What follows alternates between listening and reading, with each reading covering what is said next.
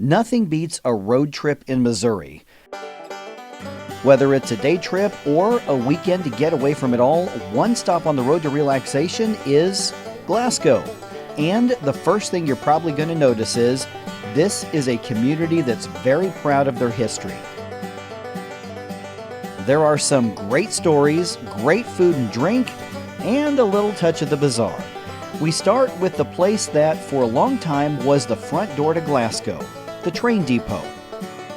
All the news that was in and out of a little small town like this was at the depot, because people was coming in, going out, so they knew who was transit back and forth on it. So basically, that is where you find out all the news and all the gossip too.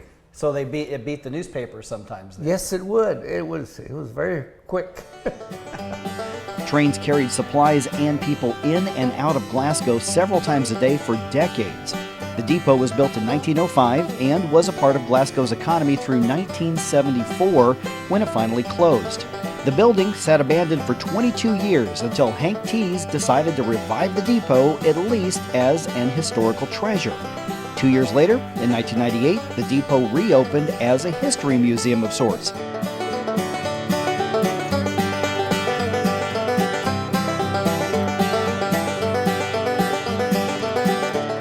Hank knows that history too. He worked as a railroad station agent for 40 years.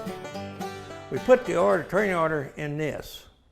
Then we hand it up high as we can get it. They run their arm through it and then we hold on to this. So therefore, you don't have to go down the track and retrieve these hooks. You don't come up with ingenuity without some brain power, of course. And across town, Glasgow's early promotion of learning still stands today, and it's still used today.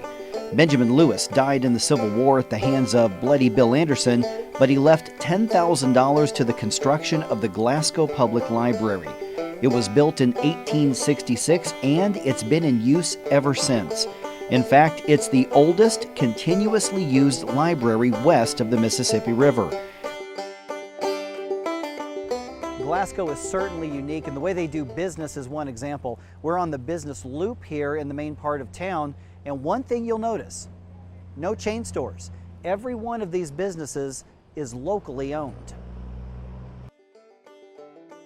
What would you say if somebody's thinking about a road trip? What is it about Glasgow that they should keep in mind before they decide where to take off? Glasgow is very situated right along the river, so the beauty here is fantastic. I've never met friendlier people. So when you come into town, if you're just wandering around and you look lost, somebody comes out of the stores and asks you, "Do you need any help?" You get the old time feeling of the businesses because everything's original. They still have the original tins in the buildings, and the buildings date back to the 1800s. One business in particular is kind of the pride of Glasgow, it seems. Henderson's Drugstore has been part of the Glasgow community for 5 generations. In fact, the Hendersons still do business today exactly where the family founded the store. The pharmacy's been here since 1841, and originally it started off with my great-grandfather, Osborne Henderson, who intended to be a doctor. At that time, they had worked with another doctor, but this Osborne, one night he had to go out in the country in a dark, stormy night and help amputate a man's arm, and on the way back, the arm flopping around on the horse, he changed his mind. And that's when Osborne Henderson decided to be a pharmacist. And while we're going around town asking what part of Glasgow do we need to experience, everybody kept saying, "Mike, you need to try the Orangeade at Henderson's Drugstore." Well, Susan's kind of the expert here. She's been making these for 26 years. So Susan, may I have an Orangeade, please? Sure, coming right up.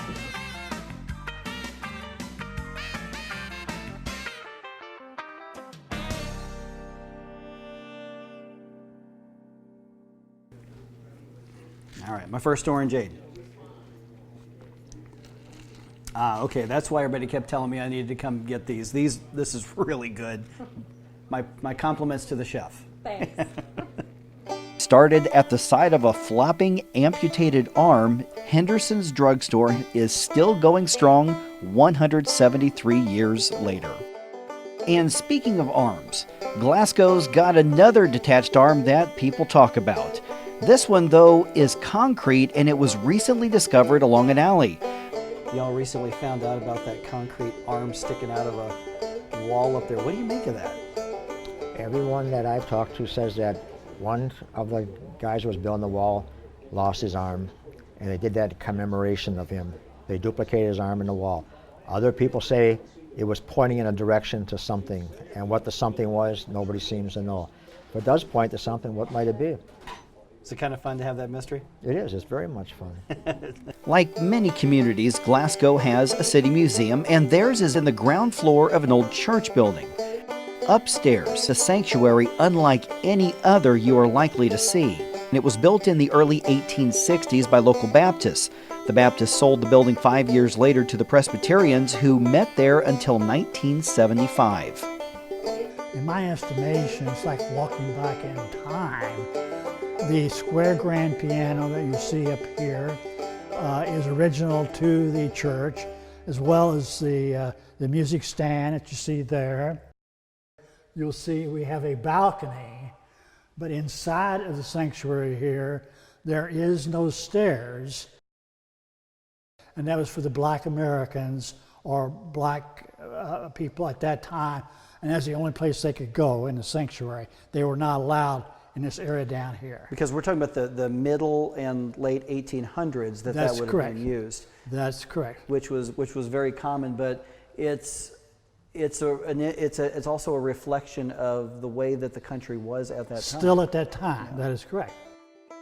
You know, there's very few churches probably like this that's been preserved as a museum, and I would love to see more people from our own hometown as well as other people. When I'm downstairs below in the museum, I always ask them to come up here and look back a time in history. So it is just that, a time in history that's been forgotten.